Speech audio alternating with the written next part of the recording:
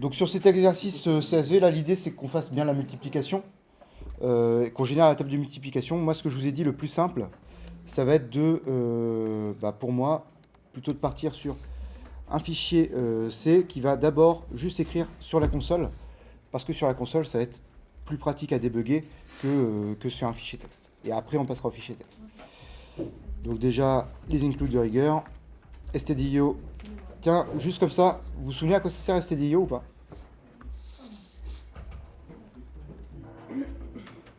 STD c'est standard, IO c'est input-output. Donc les entrées-sorties standard, c'est quoi les entrées-sorties standard? Printf, scanf, c'est la console au final accessible via printf et scanf. Ok. Donc on a notre fonction main. Et du coup, moi ce qui m'intéresse sur, sur la table de multiplication, c'est déjà d'essayer de faire une ligne de multiplication. Ok. Donc c'est pour ça que je vais d'abord commencer avec une boucle for, où je vais avoir, je sais pas moi, m par exemple, qui est égal à 0. Et m, je vais le faire, oui, ça démarre à 0, tant qu'on est inférieur ou égal à 10, on va dire que c'est mon max, et m++. Et une fois que je suis là, je vais faire mon affichage. Donc c'est-à-dire que je vais faire mon printf, et là je vais gérer mon affichage de mon nombre. %d, vous vous rappelez ce que ça veut dire? Qu'on soit d'accord sur le terme aussi. Alors c'est pour les entiers, mais qu'est-ce que ça veut dire? Parce que c'est pas le seul truc qui nous permet d'afficher des entiers. Ouais, c'est pour dire c'est un entier que j'affiche au format décimal. Je pourrais très bien avoir %x pour afficher au format hexadécimal par exemple. Et voilà, j'affiche au format décimal mon nombre, et puis on va regarder ce que ça donne ça. Toc. Donc si je le compile, il s'appelle multiplication.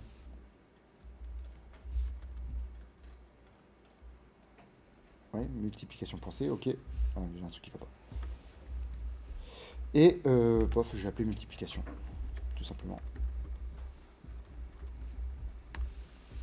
Ok. J'exécute, je confirme que tout va bien. Et effectivement, ça a l'air de bien se passer. Après, ce qu'on peut commencer à gérer déjà, c'est un petit peu les cas particuliers. Parce que rappelez-vous, une boucle for, ça permet de gérer ce qu'on appelle les cas réguliers. D'accord? Ce qui va se passer tout le temps. Mais par exemple, le 10, je peux éventuellement considérer que c'est un cas particulier parce que, je sais pas, j'ai envie d'enlever la virgule à la fin. Donc ce que je vais faire, c'est je vais pas aller jusqu'à 10. Je vais juste m'arrêter avant 10. Et par contre, ici, je vais pouvoir faire le dernier affichage, mon affichage particulier. Et au lieu de faire une virgule, par exemple, je peux en profiter pour faire un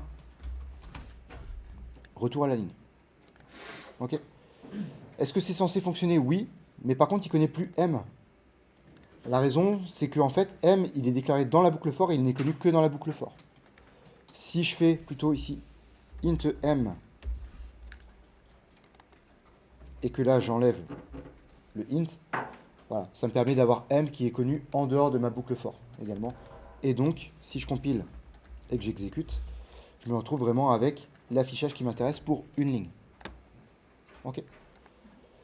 Mais ça, c'est pour une ligne, toute cette partie-là.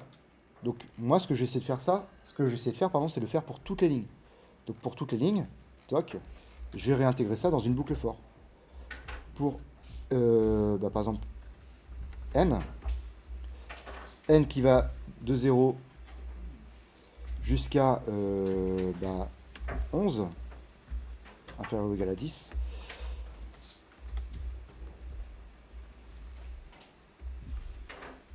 Toc, donc là j'ai ma première ligne qui est gérée, très bien. Mais ce que je vais pouvoir faire, c'est faire en sorte que maintenant ce ne soit pas m qui soit affiché, mais bien m fois n. Et là pareil, m fois n. Et on va voir ce que ça donne. On exécute, on compile. Et là, a priori, j'ai quelque chose de bien. Ok. Il y a un petit truc qui est moche. Enfin, si vous êtes psychorigide comme moi, c'est que les virgules ne sont pas alignées. Alors en vrai, on ne peut pas aligner les virgules, à proprement parler. Par contre, ce qu'on peut dire, c'est chaque entier me prendra 3 caractères de large. Ok. L'idée, c'est quoi? C'est que mon plus grand nombre, il est sur 3 caractères. Donc je vais pouvoir essayer de tous les imprimer sur 3 caractères. Ça, c'est assez facile à faire. Au lieu d'afficher %d, je vais afficher %3d. Pour dire j'affiche au format décimal, mais je prends 3 caractères d'espace. Vous allez voir que juste cette modification-là, moi, elle fait plaisir à mes petits yeux. Et donc là, on voit une table qui est joliment alignée. Ok. C'est le petit bonus hors sujet du TP. Si c'est beau, ça paraît beaucoup mieux, tout de suite.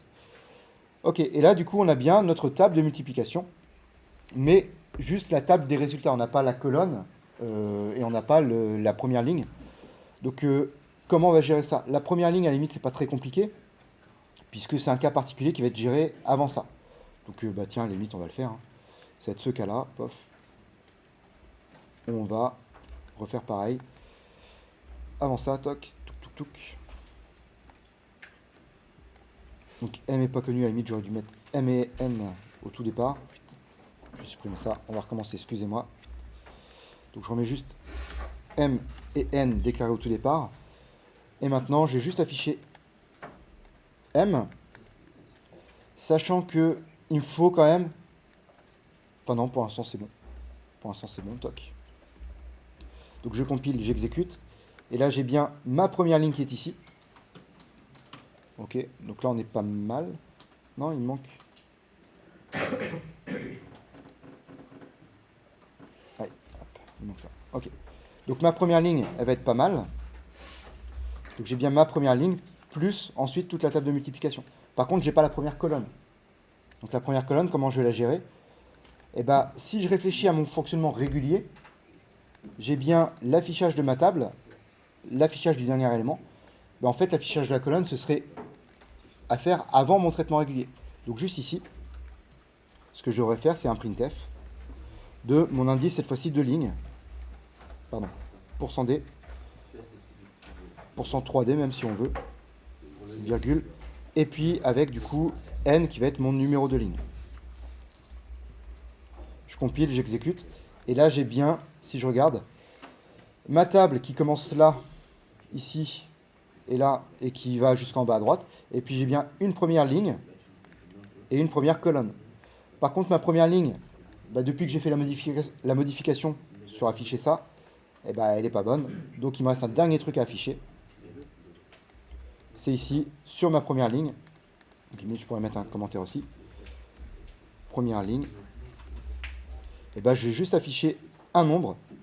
Enfin, même pas un nombre, juste un espace, une virgule, pour arriver à ne rien afficher au tout départ. Alors après, je peux essayer de me débrouiller pour avoir 3 caractères comme tous les pourcentés que je fais. Et comme ça va être parfaitement aligné. Tac, on teste. Et là, pof. Oh, il manque un petit peu. Non, c'est bon. C'est ici où il manque un peu d'affichage. Ça vous va, ça, sur le principe? Donc ça, c'est l'affichage vraiment sur la console. Après, il faut faire ça dans un fichier. D'accord? Donc pour faire ça dans un fichier,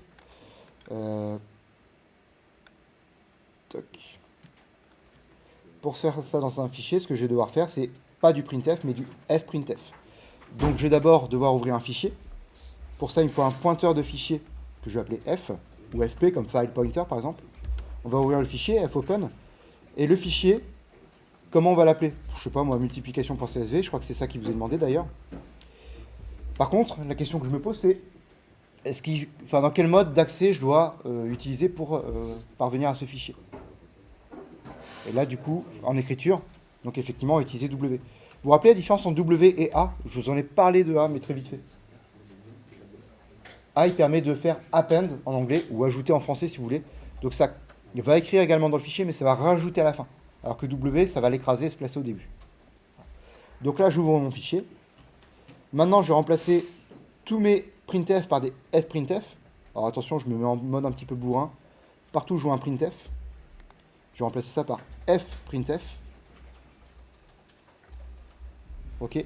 Et tant qu'à faire, j'en profiter pour dire, bah, fprintf, souvenez-vous, il permet d'écrire dans un fichier. Donc le fichier, il faut bien que je le précise. Donc je vais faire fp.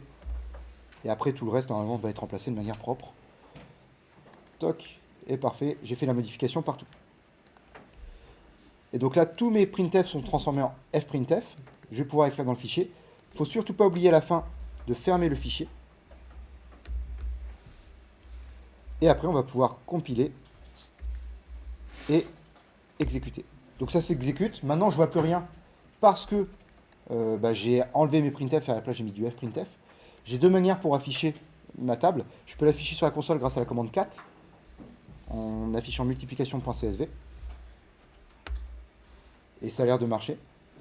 Ou je peux très bien aussi, c'est à cause de lui, ou je peux très bien aussi aller voir dans mes fichiers ici, je devrais avoir un multiplication.csv qui s'ouvre en fichier texte dans mon éditeur, dans mon IDE, VS Code ici, mais que je pourrais ouvrir également avec un Excel ou un calque pour aller voir le contenu. Okay.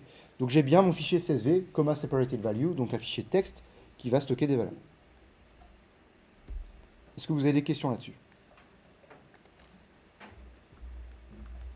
Du tout? Ok.